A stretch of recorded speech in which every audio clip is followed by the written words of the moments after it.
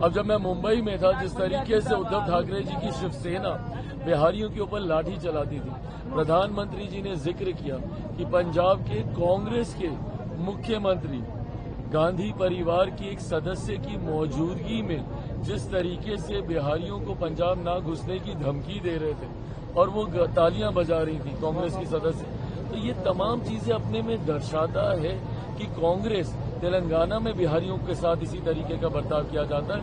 तो किस मुंह से ये लोग अब आते हैं बिहार में वोट मांगने के लिए? बल्कि जनता को पूछना चाहिए कि भाई, जब आपके दल के मुख्यमंत्री बिहारियों को गालियां देते हैं दूसरे राज्यों में, तब ये लोग ताली बजाते हैं और वही कांग्रेस के नेता यहाँ पे आते हैं। राहुल जी जवाब दें भैया कि जब वहाँ पे उनके मुख्यमंत्री पंजाब में जब ऐसी बातें कह रहे थे, क्या प्रियंका जी बगल में नहीं खड़ी थी? क्या वो तालियां नहीं बजा रही थी?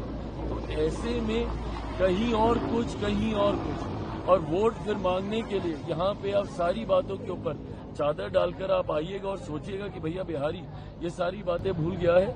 ऐसा होता नहीं है।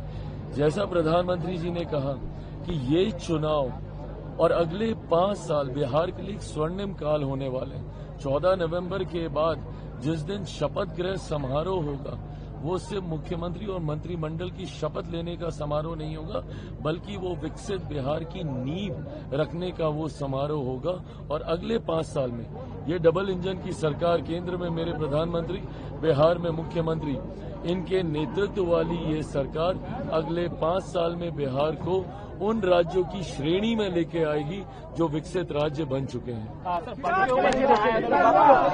को कूड़ेदान में फेंक देंगे। वक्त को लेकर भी उन्होंने कहा कि इसको कूड़ेदान में हम फेंक देंगे। तमाम फेंक दीजिए ना, फेंकने से क्या होगा? अरे जिस नेता प्रतिपक्ष को यही नहीं पता कि केंद्र द्वारा पारित जो विधेयक होता है उसमें राज्य सरकार का कोई हस्तक्षेप नहीं होता।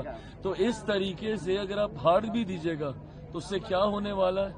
कोई फर्क तो पड़ेगा नहीं। बल्कि अगर आप सही में अगर मुसलमानों के हितैषी होते तो आप ऐसी बात कभी नहीं करते, क्योंकि ये गरीब मुसलमानों के हक में किए गए ये संशोधन।